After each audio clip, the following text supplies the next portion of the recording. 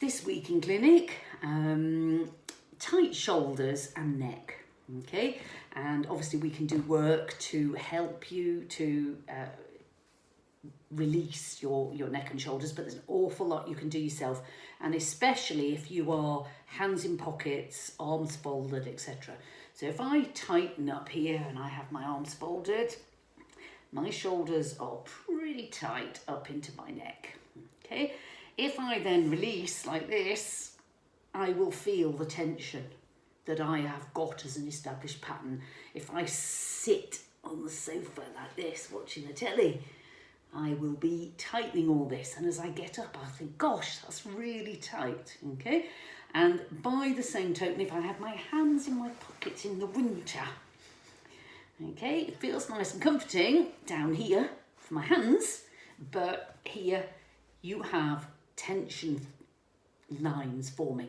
So you have muscles that attach here at its most simplistic. They pull down here and run along the top of your shoulders called scalenes. Okay, you also have a muscle here, which is your sternocleidomastoid muscle, pulling down, and it becomes more prominent if your head is forward, and that starts to pull down. You have erector spinae muscles behind here, which are tightening down quite often, especially if your head's forward, erector spinae. As you do this, you are elevating your scapula on each side, so your shoulder blades, so you're bringing your shoulders up, and you have a muscle that runs sort of from the middle of the back up into your head, and also have tails of them run across the top of your traps. So sometimes you'll see people who've got these really developed traps, and again, all of that tightens up into here.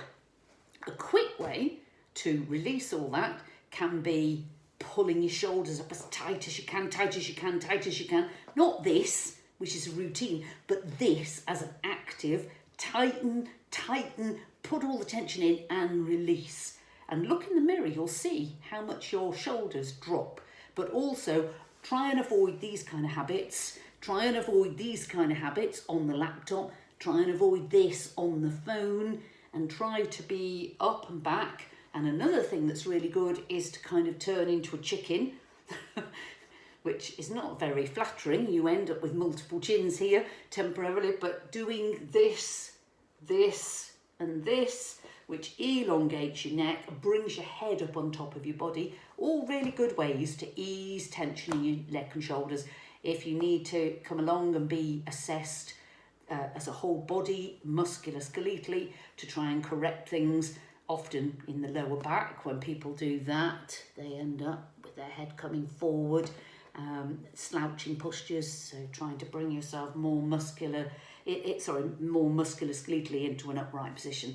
Those kind of things are also things you can do. But as I said, we're always happy to come and help you if you come into clinic, if some of these self-helps don't work. Okay, all the best.